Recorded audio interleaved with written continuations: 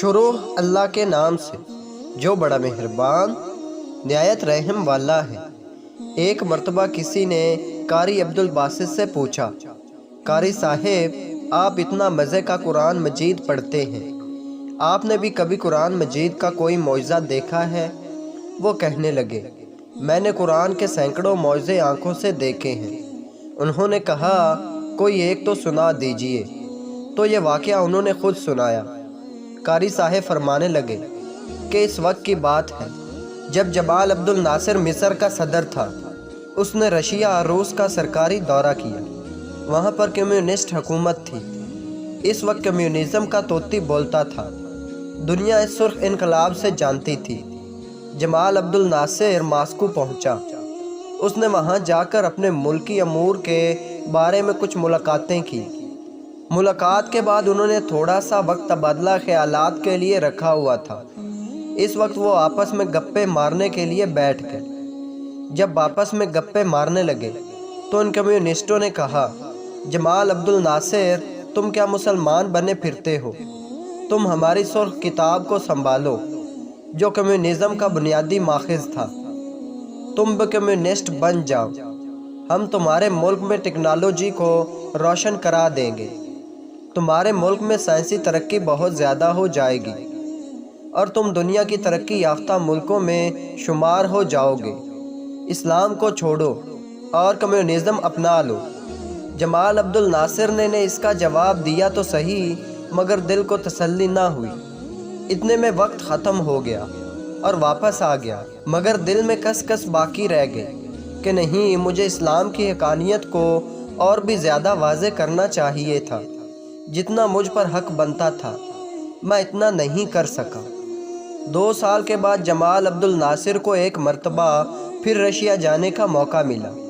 قاری صاحب فرماتے ہیں کہ مجھے صدر کی طرف سے لیٹر ملا کہ آپ کو تیاری کرنی ہے اور میرے ساتھ ماسکو جانا ہے۔ کہنے لگے کہ میں بڑا حیران ہوا کہ قاری عبدالباسط کو تو ضرورت پڑے سعودی عرب میں، عرب امارات میں، پاکستان میں جہاں مسلمان بستے ہیں، ماسکو اور رشیا جہاں خدا بیزار لوگ موجود ہیں، دین بیزار لوگ موجود ہیں، وہاں قاری عبدالباسط کی کیا ضرورت پڑ گئی؟ خیر تیاری کی اور میں صدر صاحب کے ہمراہ وہاں پہنچا۔ وہاں انہوں نے اپنی میٹنگ مکمل کی۔ اس کے بعد تھوڑا سا وقت تبادلہ خیالات کے لیے رکھا ہوا تھا۔ فرمانے لگے کہ اس مرتبہ جمال عبد الناصر نے ہمت سے کام لیا اور ان سے کہا، یہ میرے ساتھی ہیں جو آپ کے سامنے کچھ پڑھیں گے، آپ سنیے گا۔ وہ سمجھ نہ پائے کہ یہ کیا پڑھے گا۔ وہ پوچھنے لگے کہ یہ کیا پڑھے گا؟ وہ کہنے لگے، یہ قرآن پڑھے گا۔ انہوں نے کہا، اچھا پڑھے۔ فرمانے لگے کہ مجھے اشارہ ملا اور میں نے پڑھنا شروع کیا۔ سورۃ طٰ کا وہ رکوع پڑھنا شروع کر دیا، جسے سن کر کسی دور میں حضرت عمر بن عبد الخطاب رضی اللہ تعالی عنہ بھی ایمان لے آئے تھے۔ فرماتے ہیں کہ میں نے جب 2 رکوع تلاوت کر کے آنکھیں کھولی تو میں نے قرآن کا معجزہ اپنی آنکھوں سے دیکھا کہ سامنے بیٹھے ہوئے کمیونسٹوں میں سے 4 یا 5 آدمی آنسوؤں سے رو رہے تھے۔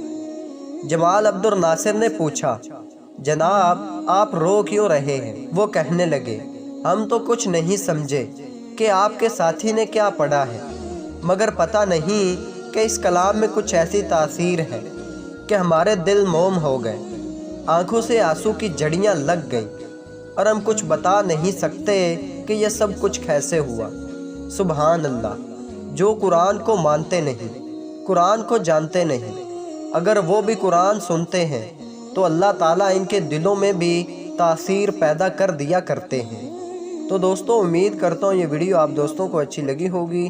اگر ویڈیو اچھی لگی ہو تو چینل کو سبسکرائب کریں۔ تو ملتے ہیں ایسی اچھی ویڈیو میں، تب تک کے لیے اللہ حافظ۔